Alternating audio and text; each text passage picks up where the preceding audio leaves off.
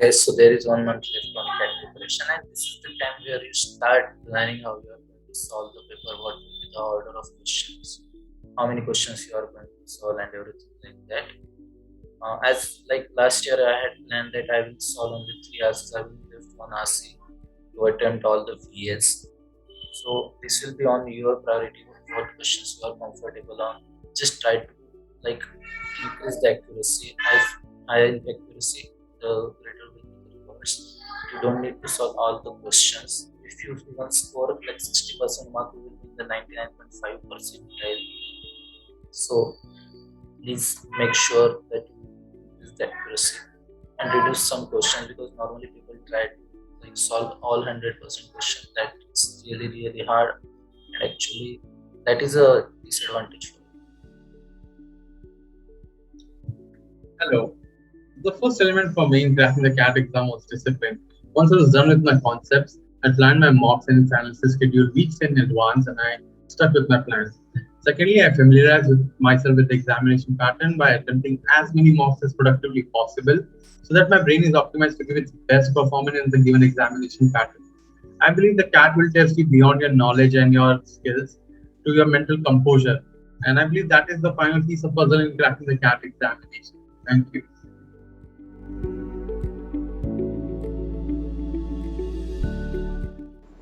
Strategies to boost your scores in Quant. Identify your strong and weak areas by analyzing previous mocks. Look for two things: strike rate and average time spent per question. For strong areas, make sure that you do not miss any question on the day of CAT. For your weak areas, look for the solutions for different type of questions that have been asked in previous CAT exams and previous mocks. By doing so, you will ensure that your scores are substantially increased on the day of CAT. For the QA section, I categorized the questions into three types and solved them in 3 rounds. In round 1, I would solve the type 1 questions, which were the low hanging fruits and the easiest of the lot. I used to solve these questions right away when I came across them. The type 2 questions I used to solve in round 2. Type 2 questions were the ones which involved calculations or a mix of 2 or 3 concepts. So I used to approach these questions after I was done solving all the type 1 questions in round 1. And in round 3, I used to solve the type 3 questions, which were the most difficult of all, and I used to solve them in the time that remained. The first step is that don't just try to solve questions, but solve them in the most effective way by using approximations, maximizing use of option. And one resource which I found particularly useful was CAT 100 percentile site, which I recommend you to check out. The second tip is that during this last stint, I would recommend you to minimize the use of pen and paper by solving your rough work on a small sheet of paper, which will help you maximize your speed and eventually maximize your score. The last step is that do not leave PNC and probability because you find it difficult. It will fetch you the highest marks in the least possible amount of time.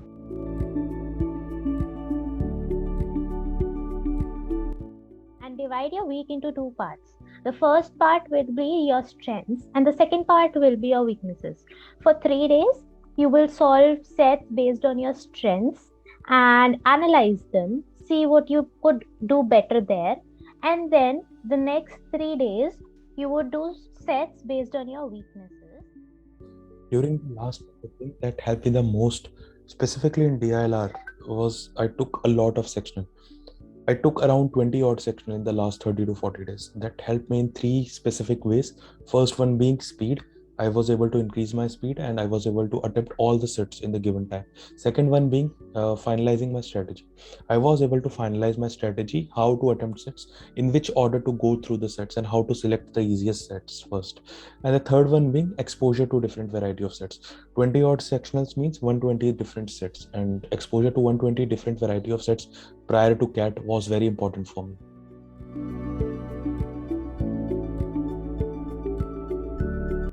VRC is a section where you must do well, as it is the only section where you can easily attempt all the questions. So I would advise you to practice option cancellation. The best way to do well in VRC is to eliminate the obvious wrong choices. So at worst, it comes down to two very close options, and in order to differentiate between them, you must have a very good command on critical reasoning. So strengthen your CR. CAT doesn't ask CR questions directly, but most of the RC questions, though framed in a different way, are generally strengthen, weaken, or inference based questions. I used to practice on GMAT Club, which is a great platform to practice RCs with the timer. So all the best. With only a couple of days remaining in your pockets for the exam, it's best to hone the areas that are already your strengths instead of jumping into a completely new topic which will only make you anxious. Solve around 1 to 2 passages of reading comprehension daily and keep a timer to have a look at how much time you're spending per passage.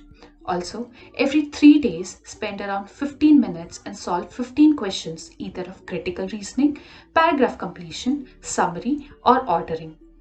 The ARC section of CAT has been a tough nut to crack for the past 2 years. The focus has clearly shifted from the fact-based questions to more of a critical reasoning-based questions. Questions like strengthening the argument, weakening the argument, double negation. One good source for solving this type of question is GMAT Club. Set a timer for 40 minutes, take 4 to 5 passages from the GMAT RC Butler course and solve them, and then check your solutions.